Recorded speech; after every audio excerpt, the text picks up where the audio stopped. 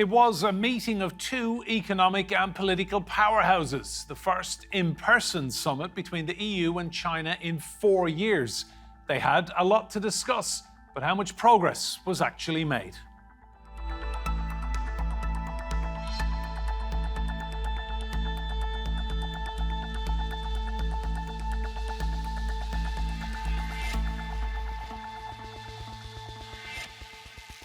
Hello and welcome to Roundtable. I'm Enda Brady. Together they represent over a quarter of trade worldwide, but there are significant imbalances in that relationship. So are Sino-European relations looking any different after this summit? Mostly the two-day meeting was about money. The value of trade between China and the EU in 2022 was 856 billion euros. In the same year, Europe imported 626 billion euros in goods from China, but only exported 230 billion. This difference between imports and exports is called the trade deficit, and at nearly 400 billion euros, it's a big problem for the EU. Politically, European leaders will not be able to tolerate that our industrial base is undermined by unfair competition. China has a history of limiting foreign access to its markets and its billions of consumers. Another critical issue on the agenda, Russia's war in Ukraine. China has not shied away from supporting Vladimir Putin, putting the country at odds with Europe's staunchly pro-Ukraine position. And we insisted that China should not supply military goods to Russia. And we reiterated how important it is that China help to prevent Russia from circumventing sanctions. China has been selling so-called dual-use goods to Russia. These are goods and technologies that have both a legitimate civilian and military use. They're sold for non-violent purposes, but then are actually used in weapons and warfare. As China's relationship with the United States remains strained and the Chinese economy weakens, China's president is looking to build bridges. China and the EU have the responsibility to work together to provide more stability for the world, more impetus for development and more guidance and support for global governance. In an increasingly volatile world, can China and the EU overcome their differences and really work together? Well, let's meet our guests in New Jersey. In the United States, we have Bennett. She is Assistant Director for the Paul and Marcia Wythes Centre on Contemporary China. In Edinburgh, in Scotland, Kerry Brown, former First Secretary of the Embassy of the United Kingdom in Beijing. He's Professor of Chinese Studies, Director of the Lao China Institute at King's College London. And in Berlin, Dr. Chen. He's Assistant Professor in Chinese Law and Co-Director of the Centre for Chinese Law and Policies at the Durham Law School. Ge, I'll come to you first of all. I'm guessing there were some awkward conversations to be had at this summit. Just talk us through where relations are at the moment. Are they at the lowest they've been for decades? Right. So currently, the China-EU relations, as we name this, are not the focal point of today's global international politics. Both China and EU are well aware of this, especially when the world is now navigating through an intensified crisis moment, or let's say global major power conflicts. The China-EU summit will likely not change this fundamental dynamics very much. However, it is important to acknowledge that both China and the EU have some pressing economic interests. So despite this, the EU's recent emphasis on de-risked or reducing the risk in trade and economies, there's a mutual understanding that this kind of EU-China relationship or economic ties will persist in the long term.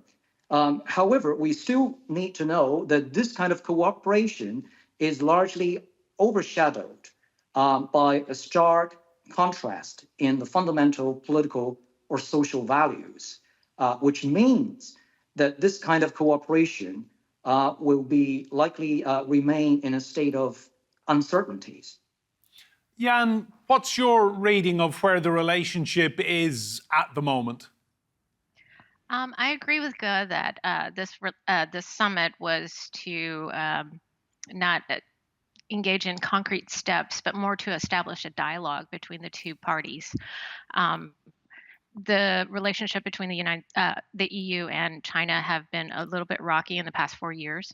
So, as Ge mentioned, that this is an opportunity for both to establish a floor to the relationship, as the United States has also done in recent times. Kerry, just your opinion on where the relationship is right now compared to where it could be. Yeah, I mean, the European Union and China relationship is probably the most underwhelming on the planet. I mean, you know, they kind of try and get on with each other, and they've been trying for a long, long time. And they have resets, they have re-engagements, they have the summits. And I think, you know, China, it's obviously got interest in particular member states like Germany and their economies and their technology, maybe less so now than in the past. But together, you know, on the kind of aggregate, it's hard for China to come up with a sort of narrative of, you know, what is this? It's a huge market, but it doesn't really have any hard power. And also, it's not like going to solve us with our problems with the United States. What China wants is a counterbalance. And obviously, the Europeans not going to offer that.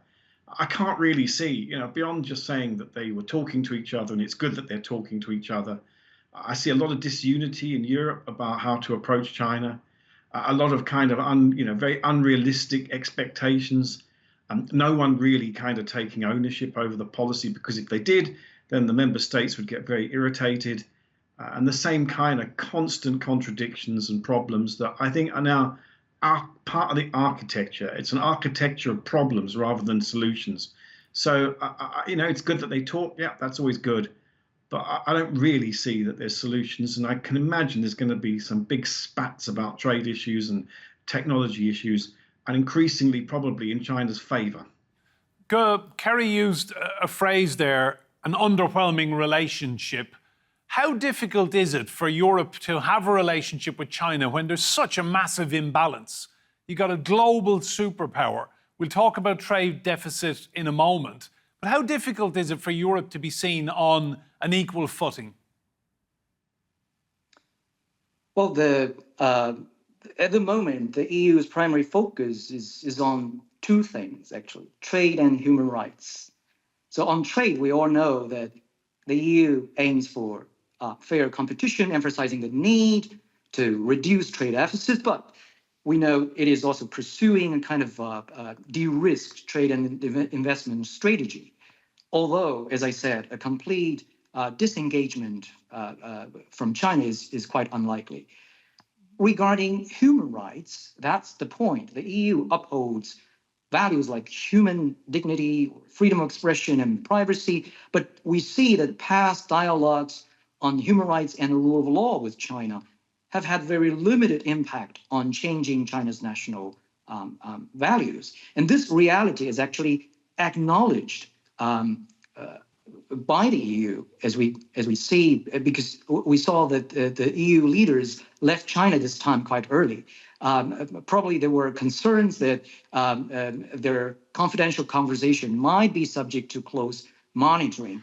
And the EU's approach currently reflects an understanding of this kind of complexity of balancing economic interests with fundamental political values. For China, however, the aim is a little bit different. China wants to maintain long-term economic relations with the EU, despite even without any support for the Belt and Road Initiative, like Italy most probably was doing in the last few days. And this kind of a strategy, however, could diminish the EU's role as a competitor in international discourse.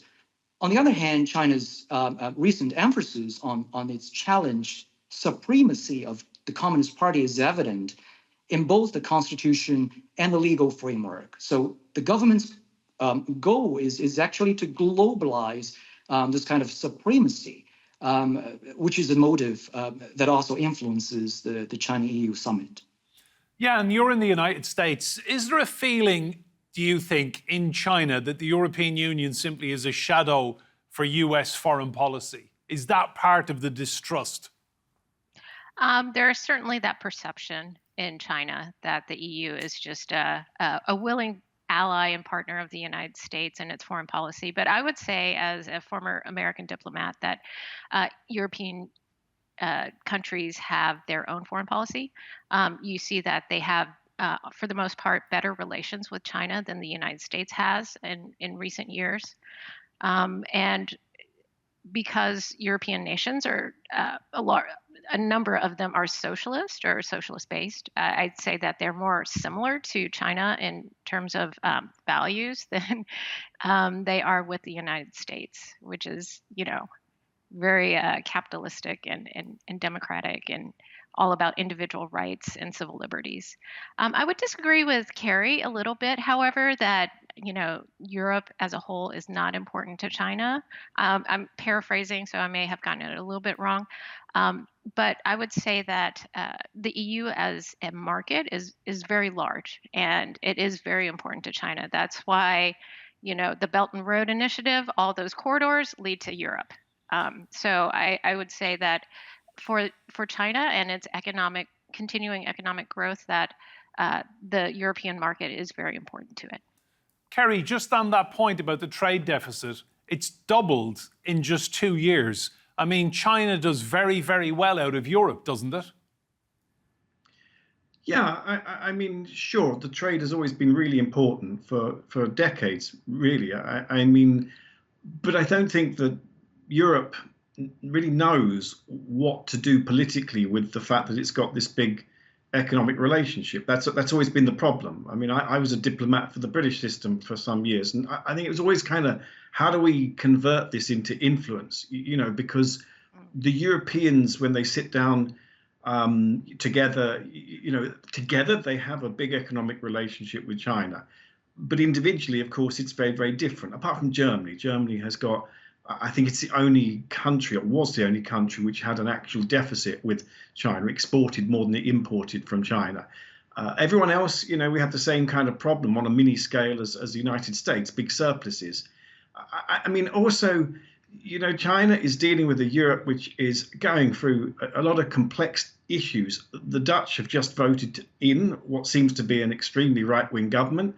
There's a new government in Poland, which is a bit more sort of left of centre. There's going to be elections next year, obviously, throughout Europe. It's going to be a very difficult time, and overshadowing it, the American election in November, and that's going to change everything. So this is a very dynamic and fluid relationship, and I think that Europe always is mutable and changed, and I think it's likely that next year it's going to be even more insular than it has been in recent years, meaning focusing on what it wants from China, it becomes even more difficult because it's still focusing on what it wants for itself. Good. Just on that issue of the trade deficit, if you were advising European politicians and business leaders, what would you say to them to make more out of China, to try and get access to those markets?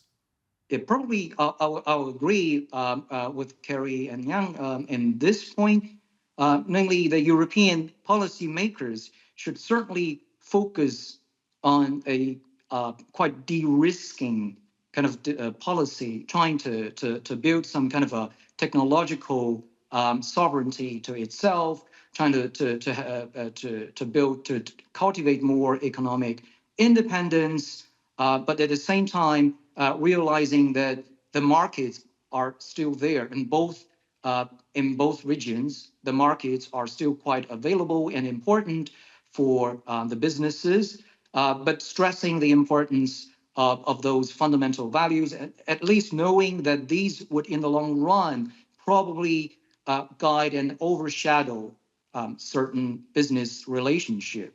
So would have to just build up this kind of a dichotomy in a healthy way and trying to maintain balance between these two, which is quite difficult at the moment. Jan, Italy recently pulled out of the Belt and Road Initiative, a big flagship policy for China. How much of a slapdown do you feel that was for China, that there was finally European countries saying, we're not getting anything out of this, we're done? It was a huge slapdown. I think it was a humiliating event for China, and it needs to recover from that. Also, too, in the news, China hasn't been getting good press. Something like 60% of the Belt and Road countries that have obtained loans from China are under debt distress. There are some countries that are highlighted in the media, especially because they're spending their entire GDP in servicing these debts. So the Belt and Road is under siege, I believe, and China needs to do something to change that narrative. I don't know what, except to perhaps forgive loans. That's something that it could do to better the reputation of the BRI. And just tell me, Jan, what do you think Europeans need to be doing to get more access to those very lucrative markets, huge Chinese cities and populations that would want European products, but yet the EU feel that their business people, their farmers, their products are being held back? I would advise that the EU nations stand their ground. Okay, they are in dialogue with China right now, and if these nations want things from China, they need to stand firm and don't take those steps that are meant to appease China in the hopes that it will eventually give access to its markets. For the past 2 decades, China has been promising access to its markets to both European nations as well as the United States. We see very little movement. There have been very few concrete steps taken. Some of those are legal steps, right? They have to create that regulatory framework in order for foreign countries to engage in Chinese markets. Those steps have not been taken. Those are concrete steps that China could take to show in good faith that it will allow European nations to have access to its markets. It's not doing so. So what I suggest is that European nations stand their ground until China takes those concrete steps. Is that what's needed, Kerry? Someone to just kind of stand up to China a bit more, be a bit more muscular? Well, I mean, Europe has got a trade investment agreement that was 7 years in the making, and then it was finalized between the Chinese and Europeans, I think, in 2020. But because of the sanctions placed on European members of the European Parliament and members of the British Parliament, that's a separate issue, because of sanctions placed on officials in China over Xinjiang, this was never ratified by the European Parliament. That is the only deal in the last, decades that Europe's probably got more out of than China, because it opens up the services sector, which is the big one for European companies, basically. And so, if you kind of have that ratified, it needs to be ratified by the European Parliament, you would have the instruments by which companies can then go in and do things that they can't at the moment. It's not going to be ratified for political reasons. If you wanted a sort of more muscular approach, Europeans will probably have to kind of grit their teeth and pass that legislation or ratify it, and then they can basically do things. You have to remember also that there are particular companies like BASF that have just, I think, committed 10 billion euros of investment in China. So specific companies, that's a German one, a chemicals company, specific companies are still extremely active in China. It's really the services and the finance sector that is not able at the moment to do much, because it doesn't have, the kind of agreement framework in place where it can do things. Ge, you mentioned at the outset a phrase, de-risking. Just explain that for our viewers. What does the EU mean by that phrase, and what does it want to achieve with it? Well, basically, this means reducing political risk. Namely, let's take an angle from the United States. For the US, for example, the Asia-Pacific region, especially China, holds the greatest strategic importance globally.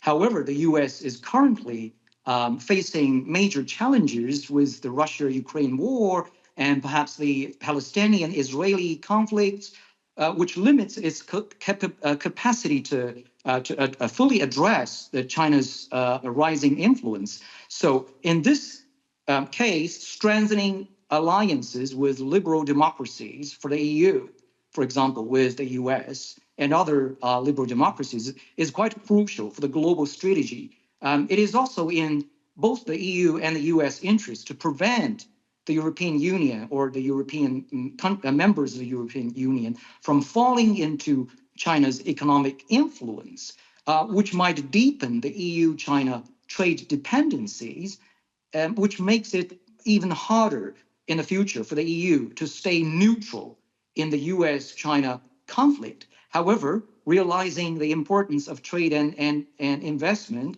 the EU should simply not give up the Chinese market entirely at the moment. So that is a kind of divide and rule strategy. Jan, isn't the simple truth of the matter here that we've all become too reliant on China? Whatever the EU says about de-risking, so many countries are now just too reliant on the Chinese economy. That's true. There are many countries that are reliant on China, but as we've seen in recent years, including the United States, they are engaging in a diversification strategy, otherwise known as de-risking. This is a diversification in global supply chain, for example, is a good thing, right? You don't want to be dependent on one supplier for all parts of your product. So I think what the United States and EU nations are doing are healthy steps in terms of protecting their own economies. So, de-risking is not a bad thing. And also, too, countries are doing so. We see it now. We see it happening. There's outreach to Southeast Asian nations as well as India and a few others around the world where we're finding new suppliers. So I would say that de-risking is not necessarily a bad thing for EU nations as well as the United States.